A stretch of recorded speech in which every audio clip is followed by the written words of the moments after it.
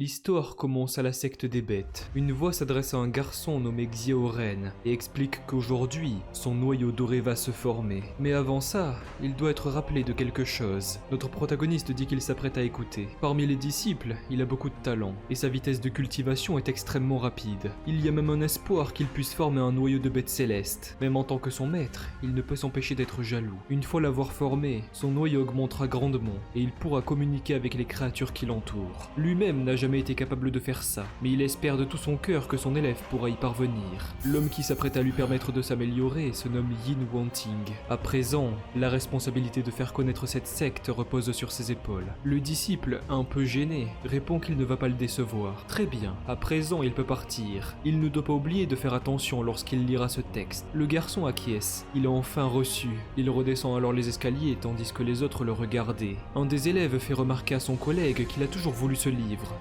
Et alors? Il a du mal à cacher sa jalousie. Pourquoi être envieux d'un simple orphelin? Une voix leur dit de la fermer. Leur mentalité est pitoyable. Ils ne mettent aucun effort dans leur cultivation et ils se permettent de critiquer les autres. Enfin bref, ces deux élèves devraient le suivre. Il a quelque chose à leur annoncer. Les deux acquiescent aussitôt. Leur expression était étrangement positive. Au sein du domaine de Xianmeng, 4 sectes sont les plus puissantes. Celle de Miyao, celle de Tianling, celle de Bai Yuamen et enfin celle des bêtes. Dans le passé, les maîtres immortels ont ouvert un chemin entre les bêtes et les humains. Ces personnes ont ensuite fondé leur secte avant de devenir l'une des plus influentes. Après plusieurs générations, la technique du noyau de bêtes céleste fut créée et depuis ce jour, sa position au sein du top 4 est devenue beaucoup plus stable. La nuit est tombée au sein du domaine et notre protagoniste utilise l'orbe qui lui a été confié, faisant se manifester un tigre au-dessus de lui. Xiaoren soupire. Ce noyau semble avoir du potentiel, mais un petit comme celui-ci n'est pas assez. Le garçon dit à son maître qu'il va atteindre ce niveau à coup sûr. C'est ainsi qu'il transfère l'énergie du petit dans un plus gros, et le processus de son évolution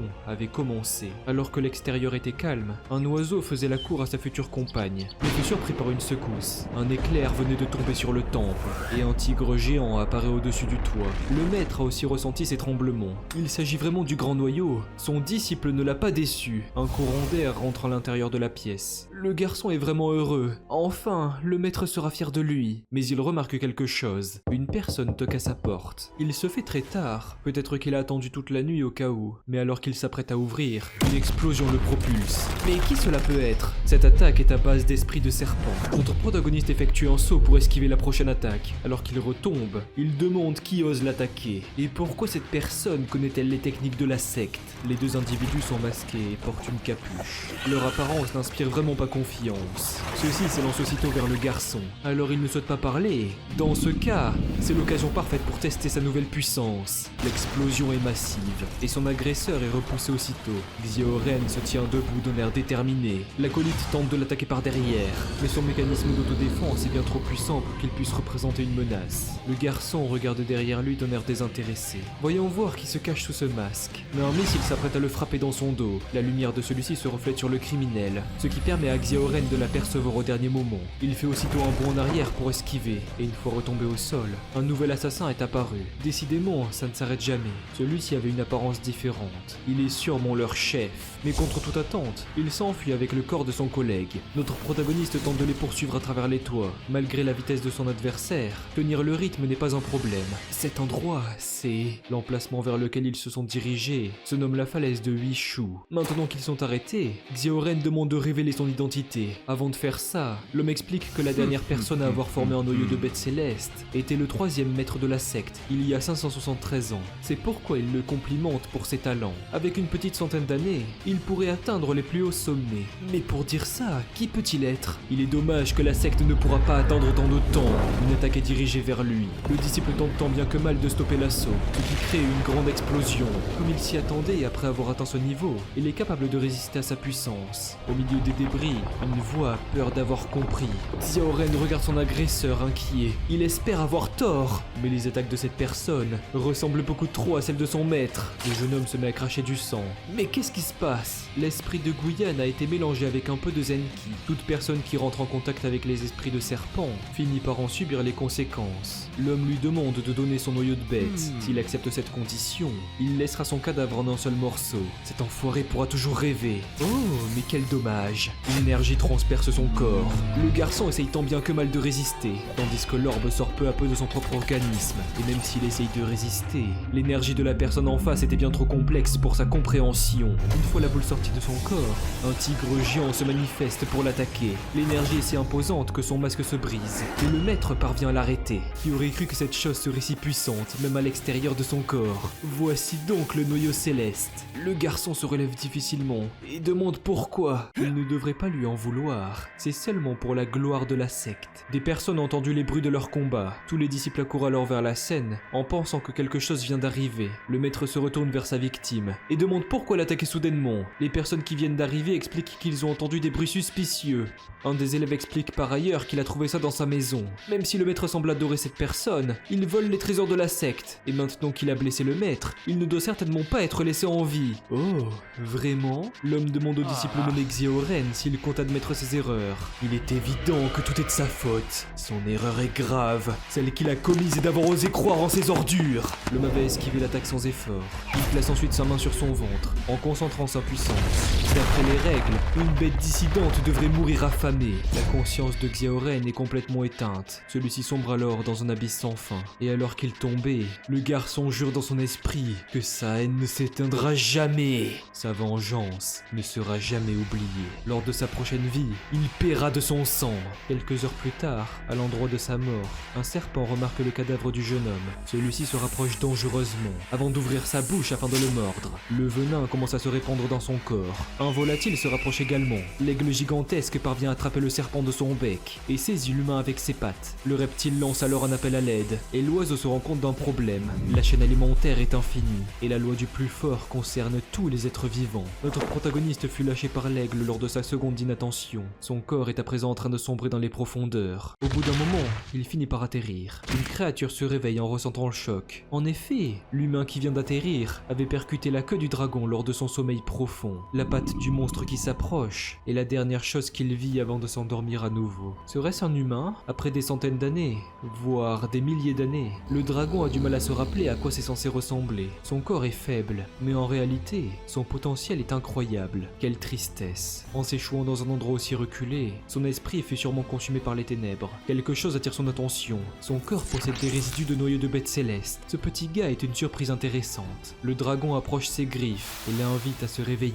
Après tout, le corps de cet humain est sûrement le seul espoir que cette créature a pour repartir de cette prison. Au sein de son esprit, le garçon faisait un cauchemar. Il pouvait encore voir la scène de son maître qui le trahit sans aucune pitié. Xiaoren se relève soudainement, mais cette douleur est insupportable. Il se rend compte qu'il ne peut plus du tout sentir son bras gauche. Même s'il est en mauvaise posture, notre protagoniste reste rassuré. Au moins, il est toujours en vie. Alors il peut encore rigoler. Sa blessure semble guérir plutôt vite. Le garçon regarde autour de lui et demande qui cela peut être. Son interlocuteur demande s'il souhaite vraiment voir son apparence. Cela risque de l'effrayer. L'expression méfiante du garçon se transforme en incompréhension. Son corps a l'odeur d'une bête, mais ses connaissances sont sûrement suffisantes pour connaître son espèce. Serait-ce une bête mystique, voire démoniaque? Même s'il a lu absolument tous les livres de sa secte, il n'a aucun souvenir d'une créature pouvant se transformer en humain. La femme explique qu'il devrait se relaxer. Manger une personne aussi faible ne pourrait que rassasier son estomac pendant un court instant. Notre protagoniste est en train de trembler. Mais d'ailleurs, lorsqu'il était en train de rêver,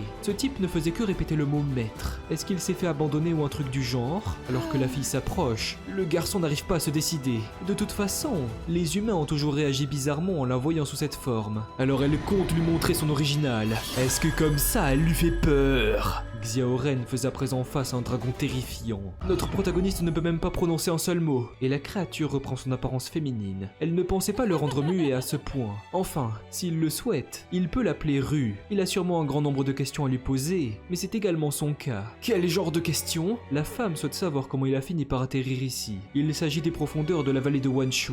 Seulement les bêtes mourantes se rendraient ici pour enterrer leurs restes. En repensant à tous ces événements, le seul mot qui sort de sa bouche est trahison. Dans ce cas, elle compte lui faire une proposition. En acceptant de signer un contrat avec elle, son niveau de cultivation pourra rapidement être récupéré. Et en acceptant de l'aider à sortir d'ici, elle peut même l'aider à accomplir sa revanche. Qu'est-ce qu'il en pense? Évidemment, le garçon accepte. La femme le regarde d'un air attendrissant. N'est-il pas apeuré à l'idée qu'elle pourrait lui mentir? Puisqu'il n'est même pas qualifié pour être sa nourriture, en quoi cela pourrait l'arranger? Intéressant. Elle commence à l'apprécier. Dans ce cas, il n'a qu'à lui donner sa main. Elle va établir le contrat. Un cercle magique s'est formé entre les deux individus. Les étoiles, le jour et la nuit seront témoins du pacte. À présent, le contrat du sang est signé. Une spirale se forme autour de notre protagoniste, et l'énergie semble se rassembler dans son front. Xiaoren demande pourquoi l'avoir choisi. Peut-être que c'est parce que... la météo aujourd'hui est plutôt pas mal. Ou disons plutôt qu'elle est de bonne humeur. Enfin bref, il est temps de commencer. L'énergie transperce le corps du garçon. En réalité, son existence représente l'un des plus grands désastres de ce monde. Elle est bien différente des bêtes qu'il a pu rencontrer par le passé. Son esprit combatif est inexistant, et il n'aura qu'à imaginer la forme qu'il souhaite lui faire prendre. Le garçon tente tant bien que mal de contenir la douleur. Ce n'est rien comparé à la souffrance qu'on lui a infligée. Il se rend compte par ailleurs que son noyau interne est en train de se former. La blessure de ce type est en réalité assez profonde. Avec un noyau détruit et des méridiens perforés, ce petit gars a seulement survécu grâce à son esprit combatif. Ceux qui ont trahi sa confiance n'y sont pas allés de main morte. Enfin, ce genre de choses arrive à toutes les personnes un jour ou l'autre. Mais à partir d'aujourd'hui, ils partageront leur corps. Leurs vies seront liées à jamais. Elle fera donc tout ce qu'elle peut pour le protéger. En échange, elle espère qu'il ne la décevra pas. Un mois plus tard, au sein de la falaise, Xiaoren était en pleine méditation. Cela faisait si longtemps qu'il n'avait pas bougé que des oiseaux se sont rapprochés afin de former un nid. Soudain, il ouvre les yeux et se relève d'un coup en hurlant. Est-ce que son noyau s'est reformé? En tout cas, ses méridiens sont complètement guéris. Un caillou tombe sur sa tête. Ça craint de ouf. Ne serait-ce pas un éboulement? Le garçon évite tant bien que mal les projectiles et accourt vers la sortie de la grotte avant de sauter au dernier moment pour éviter la catastrophe. Par contre, il est tombé dans la forêt. Quelques secondes plus tard, le garçon était allé au sol. Son expression était tout de même joyeuse. Il annonce à Ru qu'il a récupéré. Mais attends, un serpent se trouve à côté de lui. Ne serait-ce pas celui de la dernière fois? Ce petit enfoiré pense qu'il est toujours aussi faible qu'avant. La créature crie à nouveau. Ses confrères géants surgissent des arbres devant lui. Xiaoren brise le cou de celui qu'il tient. Enfin, ils sont venus. En voyant son acte, les monstres poussent un cri menaçant, prêts à le déchiqueter. Ça ne l'empêchera pas d'agir d'abord. Malgré leur taille, elles ne font pas le poids. Xiaoren atterrit derrière eux. Il avait complètement désintégré l'une des têtes. Son regard était plus que confiant, si bien que les oiseaux alentours sont complètement terrifiés. Le garçon s'adresse à Ru. Autant retourner à la secte. Celle-ci qui apparaît à côté répond de ne pas être trop impatient. Qu'est-ce qu'elle veut dire par là? Un hurlement se fait entendre. Qu'est-ce que c'est que ce truc? Elle explique qu'il s'agit de la première étape de sa revanche. Voici le protecteur de la vallée de Wanshu. 3 mois plus tard, le garçon est toujours exilé de la population, en train d'augmenter sa puissance. Cela fait à présent pas mal de temps. La fille qui flotte dans les airs explique qu'il a appris à la contrôler très vite. Par contre, s'il souhaite employer le véritable pouvoir de son noyau, il devra découvrir sa meilleure façon de combattre. Après tout, ce n'est pas la spécialisation de Ru. Xiaoren se relève et explique qu'il connaît déjà sa spécialité. Une fois debout, il concentre la puissance autour de son bras. En fermant les yeux, il peut visionner sans problème les différents enchaînements qu'il a mémorisés. L'arme qu'il a choisie est un gantelet. Sa protectrice est surprise par une telle originalité. Xiaoren se dirige vers un rocher et le brise instantanément, au même titre que l'arbre qui se trouvait derrière. Ce truc est plutôt puissant. Est-ce que c'est l'arme qu'il utilisait avec son maître? Quelle technique stupide! Il ne devrait pas oublier qu'ils partagent tous les deux le même corps. Et lorsqu'ils pourront fusionner complètement, sa puissance sera décuplée une centaine de fois. Plus ils se mélangeront ensemble, et plus ce processus continuera. Faire disparaître des montagnes, faire bouillir la mer, faire exploser des étoiles, voire détruire la lune. Tout serait possible en un seul claquement de doigts. Il semblerait qu'il ait légèrement besoin d'un guide. Le garçon lui dit d'attendre, mais la fille qui avait pris possession de son corps compte bien lui montrer sa véritable puissance. L'énergie émane de son enveloppe corporelle, et après quelques secondes de préparation, Ru effectue la frappe du désastre, causant un véritable tourbillon. La secousse était telle qu'elle pouvait être entendue à travers toute la forêt. L'entité ressort du garçon. Mais c'est... Alors elle est si forte que ça? Mais dans ce cas, comment a-t-elle fini dans les profondeurs? Rien de plus simple. Malheureusement, 100 mètres, elle ne peut pas déployer cette puissance. Xiaoren la regarde sans dire un mot. Durant ces derniers mois, il a plutôt bien récupéré. En plus, il a déjà le pouvoir du noyau doré. Peut-être qu'il serait temps de faire face à cette chose. Ru se réfère à nul autre que le gardien de la forêt. Cette attaque a sûrement attiré son attention. Le monstre avait détecté ses ennemis. Les deux s'éloignent en vitesse. Ru lui indique qu'il s'agit d'une bête mystique, alors il est possible qu'il perde le combat. La meilleure solution est de se cacher afin de toucher son point faible. Celui-ci se trouve dans son estomac. Il s'agit du seul endroit où la fourrure est absente, et c'est également l'emplacement de son noyau de bête. Mais à part ça quoi? Ru lui dit de faire attention. L'explosion est grande. Ce qu'elle voulait dire est que s'il parvient à battre ce gorille, il pourra absorber sa puissance, et avec un peu de chance, peut-être qu'il obtiendra même un pouvoir spécial. Le protecteur adresse passe la parole à Rue. Pense-t-elle toujours pouvoir retrouver ce type en sortant de cet endroit? En tant que gardien de la vallée de Wanshu, il n'y a aucune chance qu'il la laisse partir. Ce type, Rue entre dans son corps en disant qu'il devrait bouger au lieu de réfléchir. De toute façon, le blabla ne l'intéresse pas. Les combats sont bien plus amusants. Le garçon s'élance, mais est instantanément repoussé. Pathétique. Rue lui signale qu'il est en train de le sous-estimer. De toute façon, ça l'arrange. Il commence alors à bouger à grande vitesse, afin de le frapper à divers endroits, jusqu'à arriver derrière sa nuque. Cette bête est vraiment surpuissante, et elle est assez intelligente pour protéger ses points faibles. Le gorille se met à hurler, avant de fracasser le sol de toutes ses forces. Notre protagoniste atterrit quelques mètres plus loin. Il n'est plus très sûr de lui. Rue lui avait bien dit qu'il ne ferait pas le pont en face à face. La monstruosité signale au dragon qu'il est bien trop faible. Se présenter devant lui avec un humain aussi insignifiant est un manque de respect.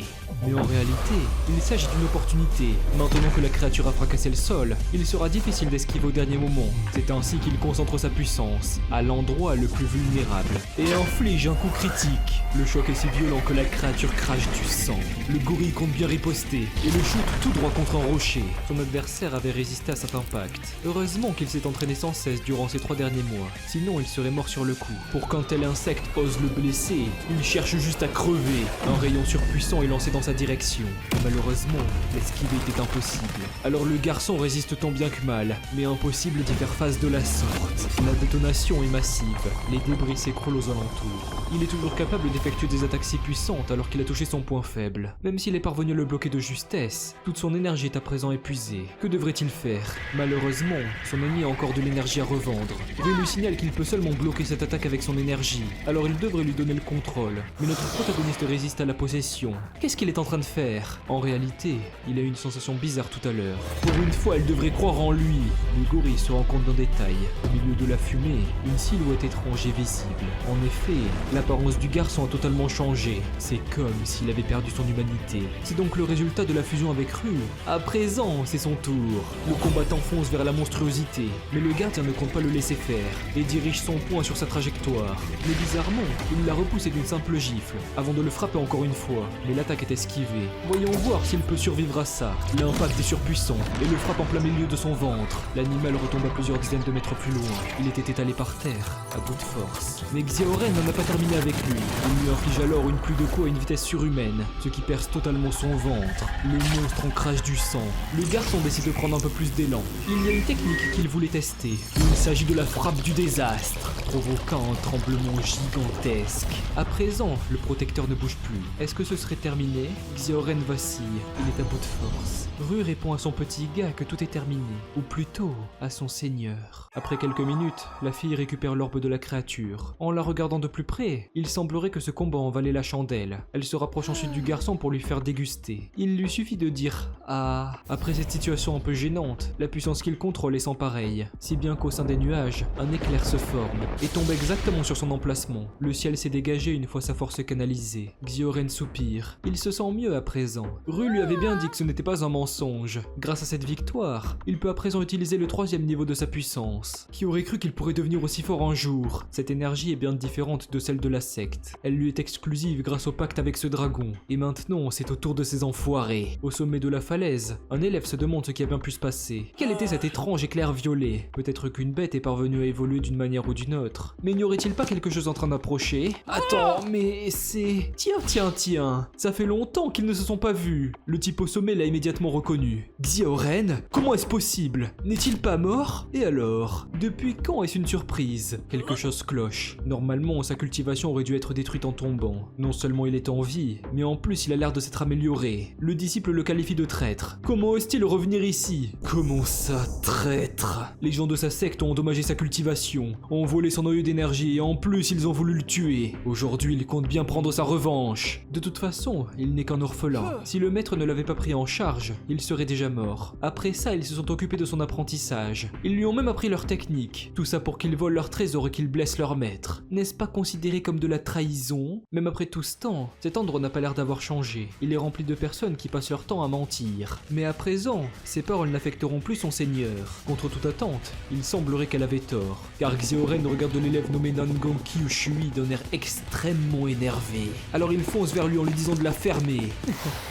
Ce type n'est qu'un imbécile. Avec son élan, il va juste s'écraser au fond de la falaise. Comme il vient de le mentionner, marcher sur le rebord a fait s'écrouler retourner le sol. Mais attends, qu'est-il en train de faire? Le prodige était en train de ricocher sur toutes les pierres pour remonter, jusqu'à arriver en face de lui afin de riposter. Dans ce cas, le guerrier compte se défendre avec l'esprit des serpents.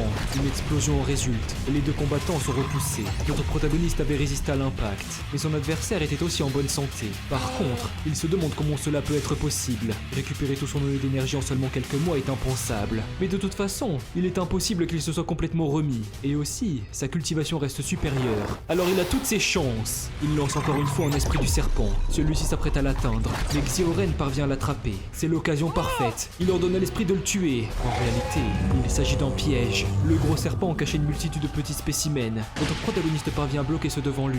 Rue lui dit de faire attention à ses arrières. La situation est vraiment mauvaise. Il s'apprête à exploser. La déflagration est verte et venimeuse. Nangonki Ushui se fiche du fait qu'ils sont un peu uniques. S'il ne peut pas résister à ce genre d'attaque, il n'est qu'un moins que rien. Xiaoren est plutôt d'accord. Lors de ce jour, il n'avait pas pu les tuer. Mais maintenant, c'est une autre histoire. Rue lui signale qu'il devrait contrôler sa haine. Puisqu'il a activé sa fusion, la personne en face de lui ne pourra rien lui faire de toute façon. Notre protagoniste répond qu'elle n'a pas besoin d'intervenir. Mais à qui est-il en train de parler? Le disciple fonce sur lui. Il va juste mourir. Mais ses attaques sont évitées sans problème. Et Xiaoren finit par l'attraper. En serrant son poignet, le garçon dit que s'il l'aide à retrouver Yin Wanting, alors il laissera son cadavre en un seul morceau. Son ennemi doit se rendre à l'évidence. Mais son bras se met soudainement à fondre. Celui-ci demande s'il pense vraiment représenter une menace face à la secte. Seule une flaque était restée au sol. Il s'agit de sa technique de fuite du serpent. Le liquide reprend forme en face de lui. Un idiot tel que lui ne comprendrait jamais le vrai pouvoir de leur maître. Pendant qu'il était parti, un ancêtre surpuissant est revenu. Et grâce à lui, Yin Wanting a pu finaliser son plan. Alors en tant que déchet, il devrait se laisser tuer gentiment. Une pression se fait ressentir. Ce pouvoir, ce n'est certainement pas celui du type en face. Nangonki Ushui confirme à son maître qu'il va respecter son ordre. Quel dommage, leur combat va devoir se reporter. Xiaoren lui ordonne de rester ici, mais une explosion l'empêche de le poursuivre. Notre protagoniste se tient debout au milieu des débris. S'il avait utilisé son pouvoir, il aurait pu l'arrêter sans problème. Mais le garçon dit que ce n'est pas encore le moment pour la faire sortir. À présent, il compte se rendre au sein de la secte. Il le recroisera sans aucun doute. La fille dragon pense que sa capacité à supporter les insultes doit encore être travaillée. Quelques minutes plus tard, Xiaoren se tient au milieu de la cour. Il n'y a personne et en plus, tous les bâtiments sont délabrés. Même si le monde extérieur est très intéressant, la vallée de Wanshu est plus agréable à vivre, n'est-ce pas? Mais est-ce qu'il fait la tête juste parce qu'elle l'a forcé à revenir ici pour s'entraîner? Quelques instants plus tôt, Xiaoren se trouvait au milieu de la cour. Peut-être que des gens ont pillé cet endroit, mais c'est impossible. Le garçon défonce la porte. Il semblerait que ce domaine fut délaissé depuis un certain temps. La fille demande ce qu'il est en train de faire. Xiaoren répond qu'il doit absolument retrouver le maître. Et que fera-t-il s'il n'y arrive pas? Même si c'est impossible, il finira forcément par retrouver un des disciples. Et lors de ce moment, cette personne sera forcée de lui répondre. Il devrait se calmer. Ne se rappelle-t-il pas des paroles de son ancien collègue? D'après ses dires, son maître est parvenu à devenir plus fort qu'avant. La raison pour laquelle elle a signé son contrat avec lui est car elle est parvenue à avoir un noyau de bête céleste. Même si elle ne connaît pas les méthodes de son maître, ce type doit être très puissant pour que tous ses disciples aient un tel niveau. Pense-t-il vraiment pouvoir le battre avec sa seule volonté? Il ne devrait pas oublier que la puissance de Nangonki Ushui s'est décuplée lorsqu'il a appelé sa bête. Mais pourtant, il n'est pas satisfait. Rue ne peut s'empêcher de s'inquiéter. Dans ce cas, ils vont rentrer dans un mode de self-défense. Attends, qu'est-ce qu'elle veut dire par là? Quelques instants plus tard, le corps du garçon était en train de courir. Au sein de son esprit, Xiaoren ordonne à la fille dragon de cesser son contrôle. Celle-ci répond qu'une fois retournée dans la vallée, elle lui rendra son corps. Mais d'ailleurs, pourquoi lui a-t-elle donné les habits de sa secte? Eh bien, elle est un peu timide. Tout ira pour le mieux. Il devrait arrêter d'être aussi énervé envers ces types. En plus, elle a décelé un petit problème dans sa puissance actuelle. Mais de toute façon, c'est pas comme s'il allait l'écouter. Alors elle le gardera pour elle. Xiaoren lui demande de quoi elle parle, comme si elle allait lui répondre. Rue est sans aucun doute en train de bouder. En la voyant agir comme ça, notre protagoniste ne peut s'empêcher de rougir. Finalement, elle décide de lui expliquer. Elle a ressenti le fait que son pouvoir est mixé avec trop de bêtes différentes. Évidemment, le plus fort est celui de la bête céleste, mais il semblerait qu'il ait du mal à l'assimiler. C'est pourquoi il doit s'améliorer avant de pouvoir le contrôler totalement. Beaucoup de bêtes démoniaques se trouvent ici pour s'entraîner. Il peut même considérer cet endroit comme un paradis de cultivation. Mais attends, elle a ressenti une présence. Ça devrait être vers cette direction. Est-ce que ce serait les gens de la secte? Les deux individus se dirigent vers l'endroit. Rue lui conseille de faire attention. Elle peut ressentir sa présence à quelques mètres. Une fois arrivé sur place, ce qu'il virent était une fille en train de courir, poursuivie par une sorte de jaguar. Celle-ci est en train de pleurer. Elle ne veut pas mourir, mais elle finit par chuter. Alors l'animal en profite pour se jeter sur elle. Mais évidemment, notre protagoniste ne comptait pas la laisser faire. Serait-ce la légende du héros qui sauve la beauté? Xiaoren se retourne pour demander si tout va bien, mais la fille s'est écroulée par terre. Est-ce qu'elle s'est évanouie?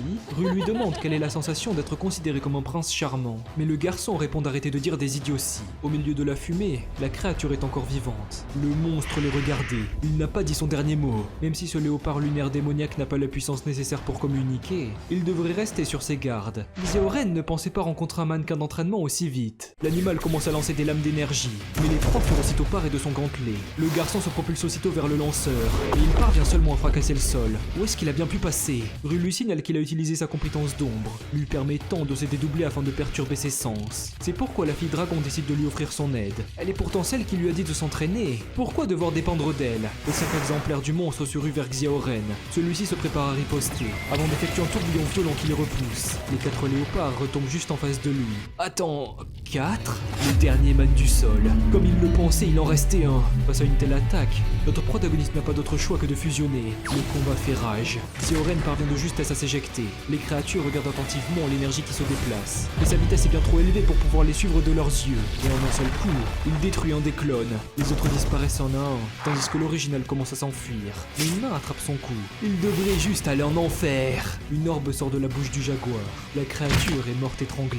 Xiaoren absorbe aussitôt cette récompense. La sensation est vraiment différente de la dernière fois. Rue explique que cela va varier en fonction de l'espèce et du niveau de la cible. Mais d'ailleurs, la fille semble être en train de se réveiller. Celle-ci se relève difficilement et est surprise du fait qu'elle soit encore en vie. Notre protagoniste lui demande son nom et pourquoi elle se trouve ici. Celle-ci recule instantanément en lui demandant ce qu'il veut. Xiaoren explique qu'elle s'est fait attaquer par un léopard, alors il l'a sauvée. Finalement, elle s'en rappelle et s'excuse pour ce malentendu. La fille se présente comme Kinley. Elle est une disciple de la secte des Sans-Fleurs. Le garçon, quant à lui, se présente comme Xiaoren et dit qu'il n'appartient à aucune secte. Attends, ce nom... Le temps est devenu orageux, alors les individus se sont réfugiés au sein d'une grotte. Kinley et Xiaoren se sont réunis autour d'un feu pour discuter. La fille le regardait avec attention. Est-il vraiment celui des rumeurs? Mais il n'a pas trop l'air d'être le genre de personne à trahir ses proches. Rue s'y attendait. Vu comment elle le regarde, il doit faire fureur auprès des filles. Xiaoren pense que c'est surtout car elle le connaît. Après tout, son maître Yin Wanting a sûrement répandu de fausses rumeurs sur la trahison. Si jamais ils viennent à connaître son emplacement, ils vont tous se diriger ici en un instant. Il a du mal à contenir sa colère, si bien qu'il casse son bâton. Cela fait sursauter la jeune fille en face de lui. Xiaoren, qui vient de se lever, dit qu'il va chercher des choses. Même s'il n'a pas l'air d'être une mauvaise personne, il est certainement un loup solitaire. Il fait si froid ici. Kinley aimerait tellement retourner dans sa secte pour manger des plats faits maison. Son lit si chaud et douillet lui manque. Par contre, une odeur attire son attention. En face d'elle, Xiaoren faisait griller des brochettes. La viande posée à côté est déjà cuite si elle a faim. En tenant la nourriture entre ses mains, elle ne peut s'empêcher d'en imaginer le goût. En effet, c'est vraiment succulent. Si jamais quelqu'un dit encore du mal de lui, elle leur en dira des nouvelles. La fille lui explique que cet endroit est supposé être très dangereux. Mais pourquoi semble-t-il tellement à l'aise? Les meilleurs emplacements et les meilleures nourritures n'ont aucun secret pour lui. Le garçon explique que cela fait déjà plusieurs mois qu'il se trouve ici. Attends, comment a-t-il pu survivre aussi longtemps? Il ne s'attendait pas non plus à accomplir cette prouesse. Lorsqu'il fut jeté ici, il était déjà à bout de force. Son maître a dit que tous ceux qui savent faire de la nourriture délicieuse ont un cœur pur. Pourquoi est-il considéré comme un traître? Il doit sûrement y avoir un malentendu avec le chef Lin. En lui disant la raison, elle est prête à en parler avec ses proches afin de régler le problème. Rue pense qu'elle est vraiment mignonne. Attends, qu'a-t-elle voulu dire par chef Lin? Il y a quelque temps, une réunion a été mise en place pour établir quel serait le seigneur de cette contrée. Et puisque la secte des bêtes est la plus prestigieuse, il est évident que cette personne serait nommée comme le chef de Xianmeng. Elle a entendu dire que c'est parce qu'il est parvenu à comprendre le noyau de bêtes célestes transmis par leur ancêtre. Après être parvenu à le former, il a largement dépassé le stade de cultivation divine. Xiaoren fracasse sa brochette dans les flammes. Quel plan incroyable! Quelles ambitions surhumaines! Alors son propre noyau lui a permis d'aller aussi loin. Attends, est-il en train de dire qu'il lui appartient?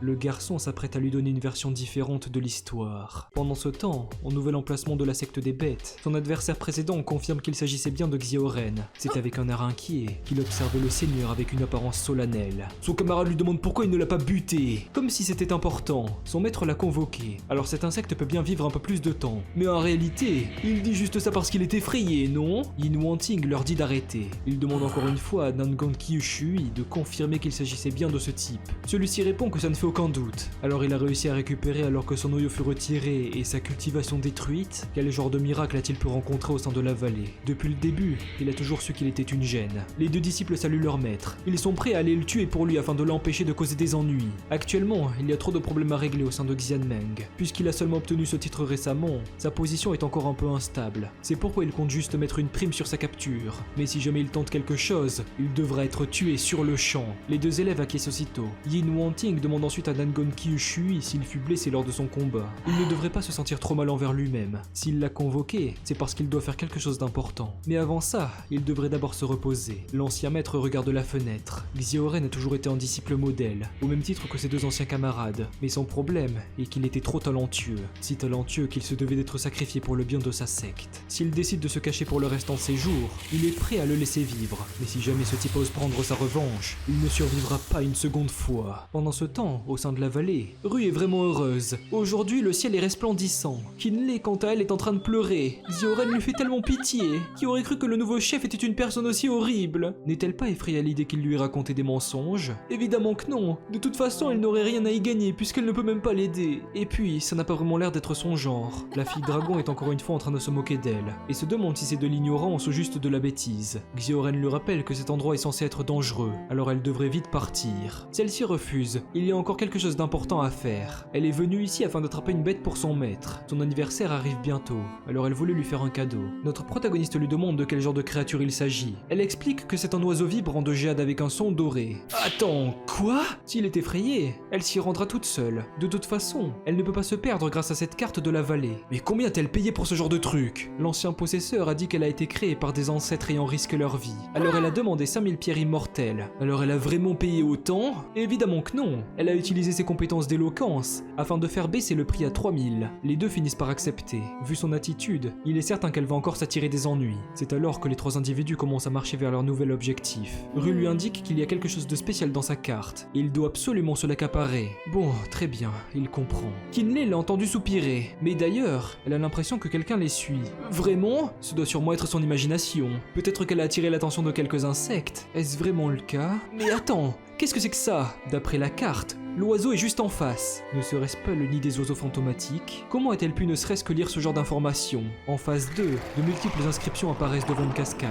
Ce sont des mots divins. La fille est émerveillée devant cette vision. Mais pourquoi se précipite-t-elle comme ça? Xiaoren s'adresse à la fille dragon. Cette carte ne lui inspire pas confiance. Est-elle sûre de vouloir se l'accaparer? Évidemment, cela l'aidera grandement durant sa cultivation. Quelques secondes plus tard, les deux se sont cachés derrière un buisson et un oiseau était visible. Celui-ci se met à chanter alors qu'un cercle de magie apparaît sous ses pattes. Ce volatile est vraiment magnifique. Par contre, ne serait-il pas en train de les viser? En effet, des ultrasons sont dirigés vers les intrus. Les deux se protègent tant bien que mal, mais Kinley pense que ce genre de petite lumière ne pourra jamais l'arrêter. Elle ne devrait pas foncer tête baissée. Puisqu'il utilise l'énergie du vent, elle compte utiliser des flammes. C'est alors qu'elle envoie 3 orbes dans sa direction. Mais le cri de l'oiseau se poursuit, et l'énergie qui entoure les projectiles se dissipe. Attends, l'attaque est renvoyée vers elle? Dans ce cas, elle va faire revenir les esprits. Ceux-ci retournent aussitôt dans sa gourde. La fille était légèrement essoufflée, mais tenait encore debout face à la créature. Xiaoren demande à Rue si elle serait capable de le battre. Mais celle-ci se met à rire. Il semblerait que ces ignorants ne connaissent pas la spécificité de cet animal.